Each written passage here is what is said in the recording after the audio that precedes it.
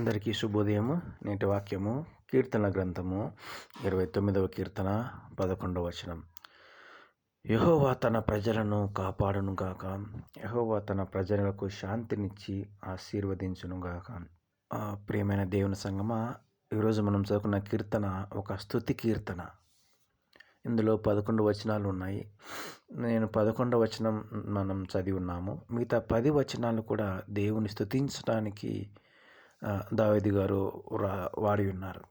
ఎలాగంటే ఏమేమి చెప్తున్నారంటే, ఆయన పర్వతాలను కంట్రోల్ చేస్తాడు, ఆయన అగ్నిని కంట్రోల్ చేస్తాడు, అరణ్యాన్ని కంట్రోల్ చేస్తాడు, తుఫానులను కంట్రోల్ చేస్తాడు, మొదలగు వాటినన్నింటినీ వాడుతూ చివరి వచనంలోకి వచ్చేసరికి ఆయన తన ప్రజలను కాపాడుతాడు, తన ప్రజలకు శాంతినిచ్చి ఆశీర్వదిస్తాడనేటువంటి మాట చెప్తున్నాడు. నిజమేనండి. మనము ఎప్పుడైనా దేవుని స్తుతించేటప్పుడు, ప్రార్థించేటప్పుడు ముందుగా మన యొక్క విశ్వాసాన్ని బయలుపరచాలి. ఆయన ఏమేమి చేయగలడు, దేవుని స్తుతించటం అంటాం. చూడండి ఈ కీర్తన చూసినప్పుడు నాకు చాలా ఆశ్చర్యం కలుగుతుంది. 10 వచనాలు దేవుని స్తుతించడానికి వాడి 11 వచనంలో ఒక చిన్న ప్రార్థన, ending small prayer, 1 line prayer మాత్రమే ఉంది. మిగతా 10 వచనాలు కూడా స్తుతించడానికే ఉన్నాయి.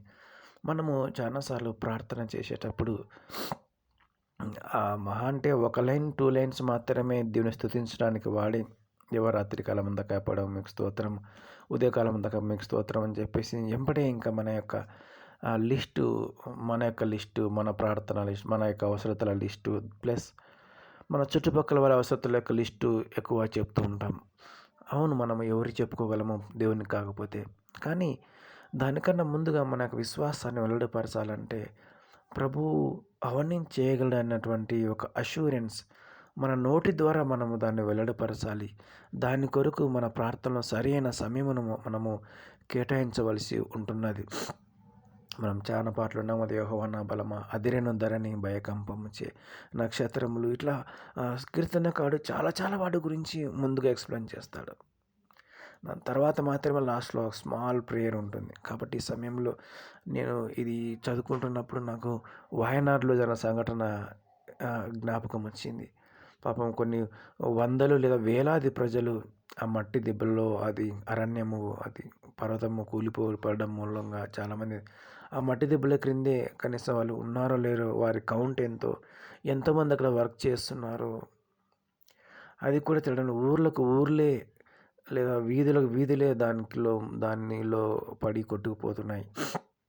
కనీసం డెడ్ బాడీ కూడా దొరకడం లేదు.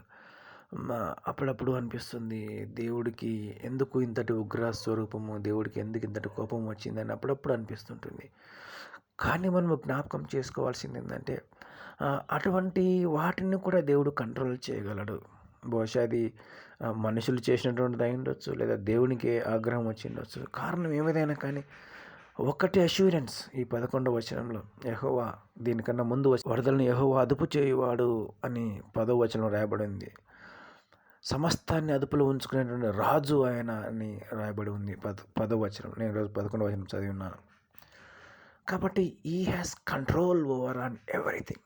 ఈ సమయంలో నీ జీవితంలో ఈరోజు నువ్వు ఏ పరిస్థితి ఎదుర్కొంటున్నావో, తుఫాను పరిస్థితులు ఒక తుఫాన్ లాగా నిన్ను అణిచివేయాలి అని నీ వైపు చూస్తున్నాయేమో, నువ్వు భయపడాల్సిన పని లేదు. నువ్వు పరిస్థితులు కంపించాలి కానీ నీవు కంపించకూడదు, నీ హృదయం కంపించకూడదు. నువ్వు మాత్రం చాలా ప్రశాంతంగా, నెమ్మదిగా, నిదానంగా నీ యొక్క పని చేసుకొని, నీ యొక్క పని ఫినిష్ చేసుకుంటూ విశ్వాసంతో ముందుకు పోవాలి. పరిస్థితులు భయపెడతాయి, అవి భయపడాలి కానీ మనం భయపడకూడదు. ఎందుకంటే మనల్ని కాపాడే దేవుడు ఉన్నాడు, మనకు శాంతినిచ్చేటువంటి దేవుడు ఉన్నాడు, మనల్ని ఆశీర్వదించే దేవుడు ఉన్నాడు. అటువంటి పరిస్థితుల్లో కూడా వాటిని మార్చి తీసివేసి దేవుడు మనకు ఆశీర్వాదంను, అభివృద్ధిని, వృద్ధిని, సంపదను, సమృద్ధిని అనుగ్రహిస్తాడు. దేవుడు వాక్యం దీవించును గాక. గుడ్ మార్నింగ్, శుభోదయం.